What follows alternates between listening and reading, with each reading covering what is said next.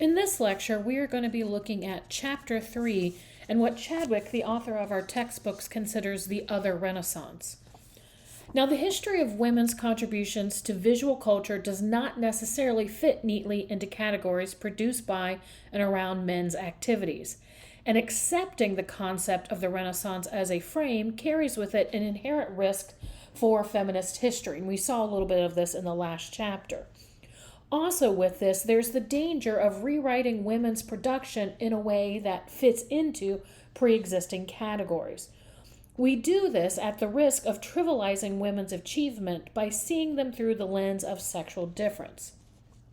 Now, there have been successful women artists, and their achievements were cited as evidence of what a woman could do.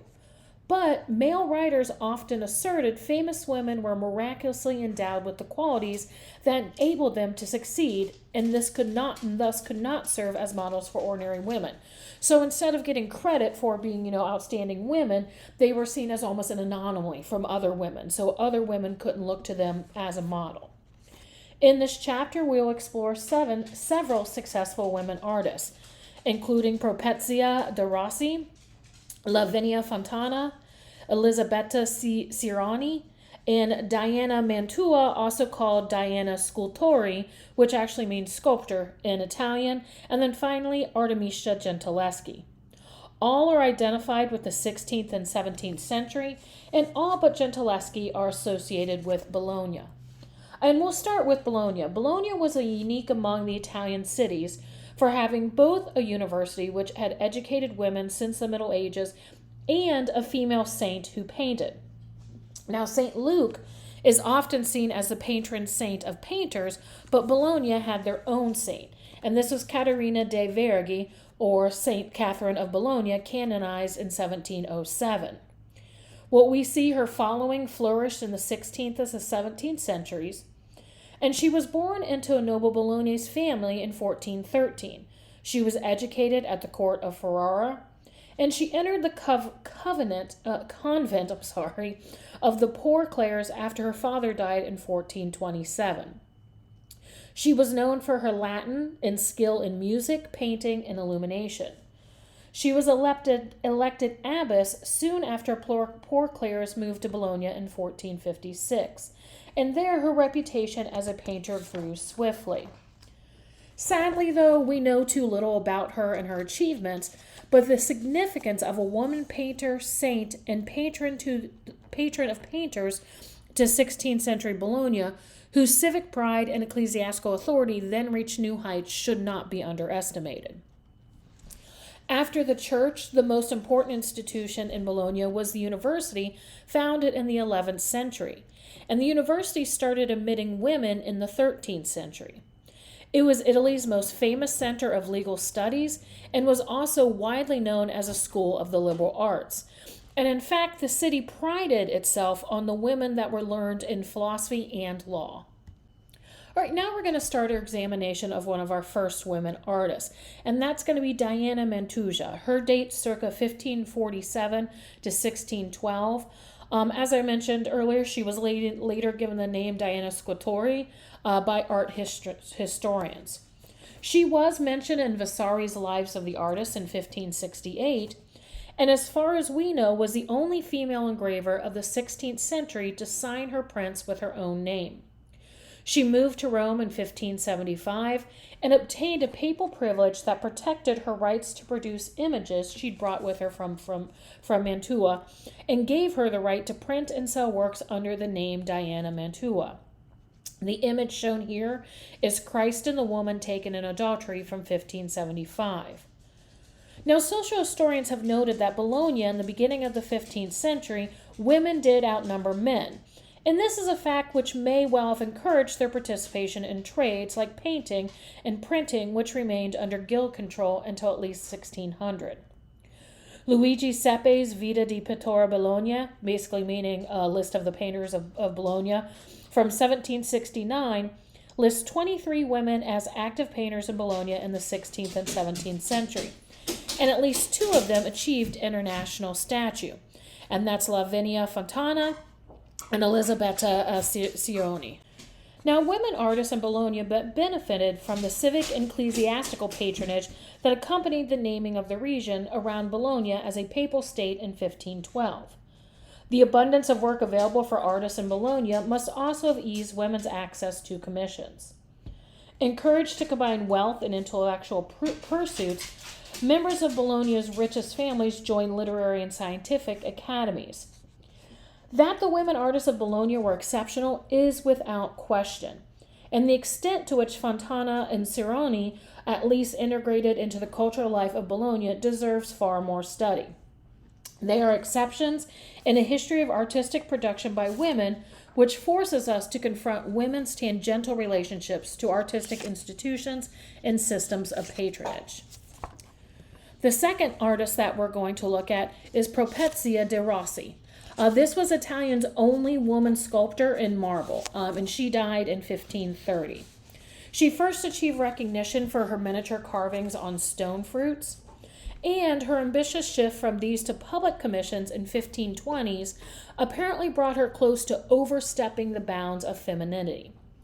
She was first commissioned to decorate the canopy of the altar of the newly restored Church of St. Maria della Braccagno, and then was commissioned for several pieces for the rebuilding of Bologna's San Pietro. All right, next we're going to move to Lavinia Fontana. A self-portrait of the 1760s by Lavinia Fontana places her firmly in the context of this learned and cultured citizenry. Now, she has no claim to noble birth, but Vasari identifies her family with the educated elite of Bologna, and her early self-portraits present the image of an educated woman. And you can see the image I have here. This is one that was mentioned in the text. She began painting around 1570 in the style of her father and teacher, Prospero Fontana, whose work combined counter-Reformation pietism, Flemish attention to detail, and a growing northern Italian interest in naturalism. Her works were also influenced by the teachings of Cardinal Gabriel Paliotti, who was the bishop and later Archbishop of Bologna. She became best known as a portraitist, but also executed numerous religious and historical paintings, many of them large altarpieces. By the late 1570s, her fame as a portraitist was firmly established. Despite her adherence to principles of naturalism advocated by the Carracci family, though, she was prevented from joining the Carracci Academy, founded in the 1580s, because of its emphasis on drawing from the nude model. So because she was female, she was not allowed to enter the academy. Her paintings reveal the calculated mix of modern social responsibility espoused by Paliotti and the worldly pretensions of the Bolognese aristocracy, which ensured Fontana's success as a portrait artist. Her marriage to Gianpaolo Zappi in 1577 was contracted with a provision that the couple remain part of her father's household. She received her first papal commission and a summons to Rome from the local branch of the Pope's family. She left for Rome around 1603, and her husband and son preceded her and brought a painting with them.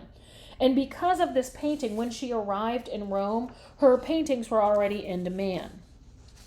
Later portraits of hers are seen as more worldly and sophisticated, and prices for her portraits soared with her election to the Old Roman Academy.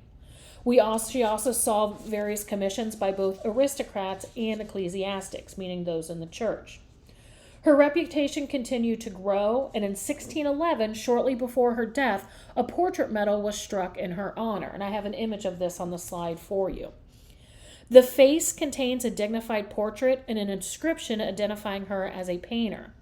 And the back shows an allegorical female figure in a divine frenzy of creation, sitting or surrounded by a compass and square, showing the earlier Renaissance emphasis on mathematics that was belatedly bestowed on the Renaissance woman artist.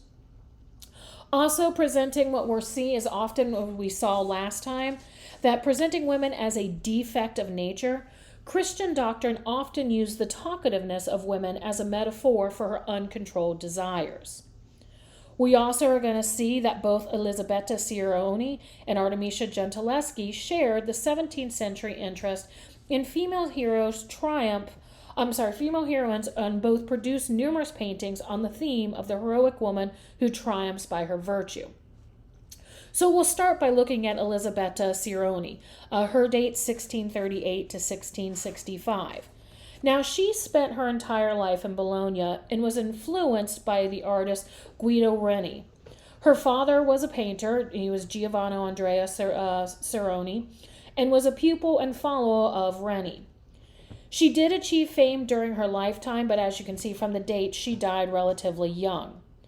Also, many works have wrongly been attributed to her, and she was frequently been dismissed as one of several significant followers of Reni in Bologna and a painter of sentimental Madonnas.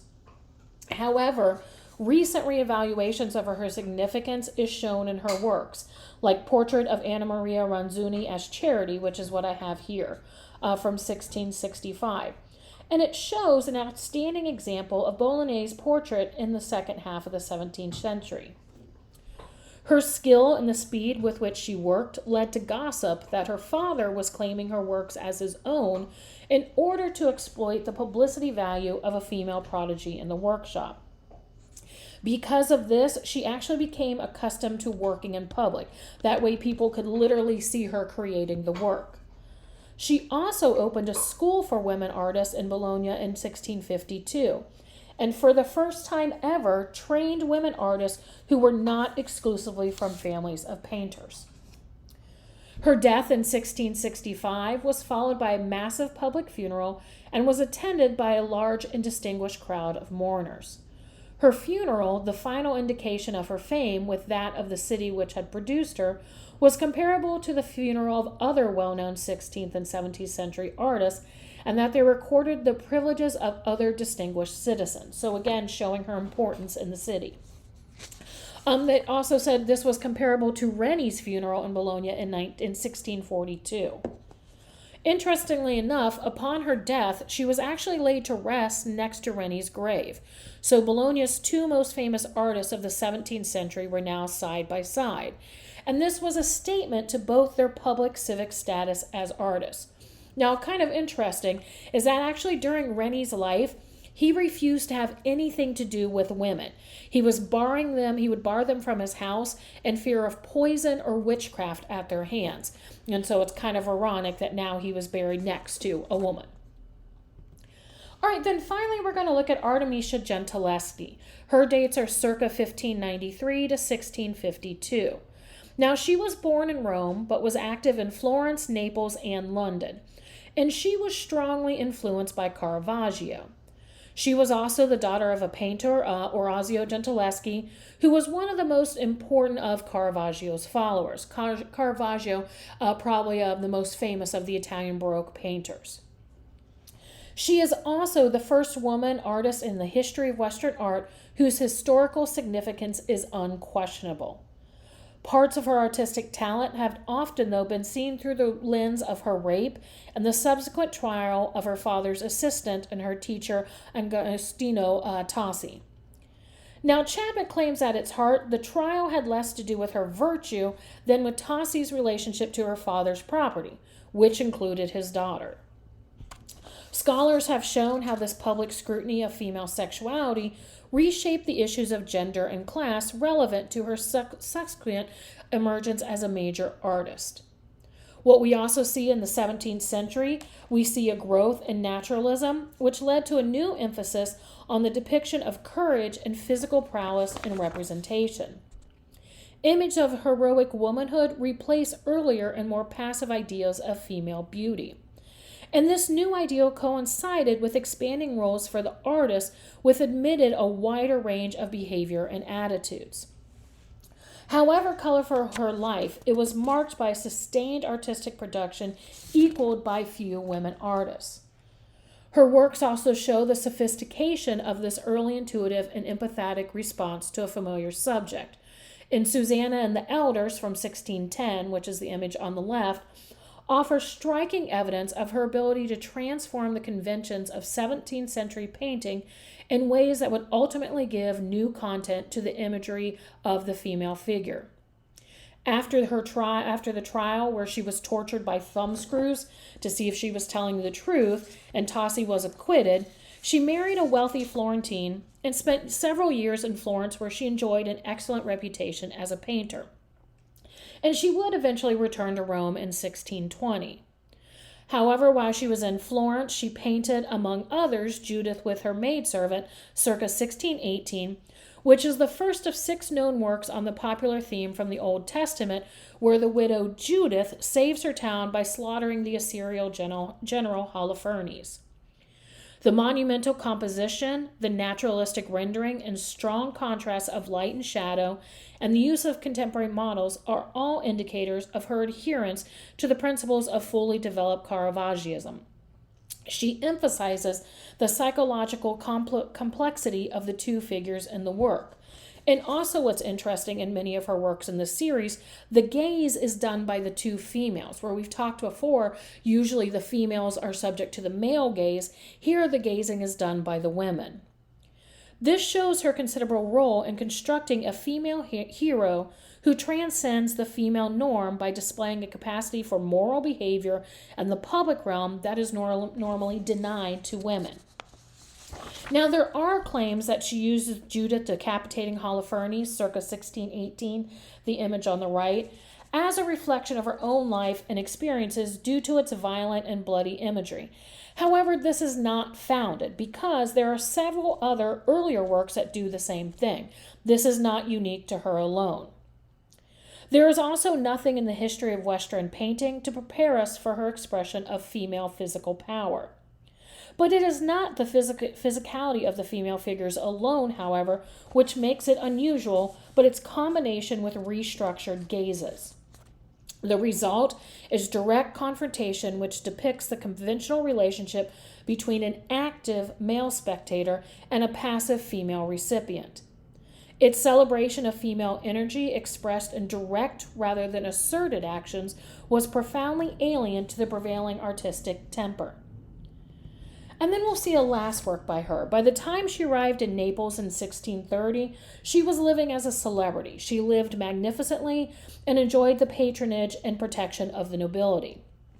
And this is one of the last works that we're going to look at of hers. And this is Self-Portrait as the Allegory of Painting from 1630s.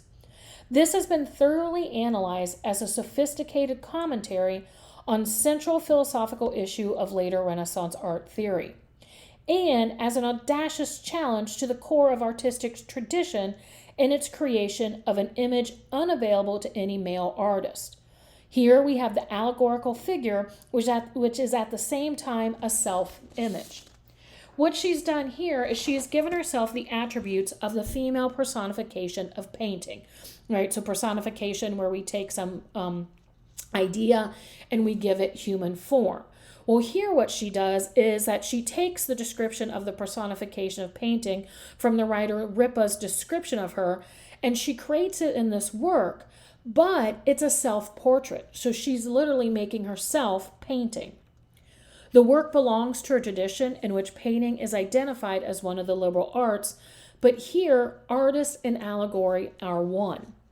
Here, for the first time, a woman artist does not present herself as a gentlewoman, but as the act of painting itself.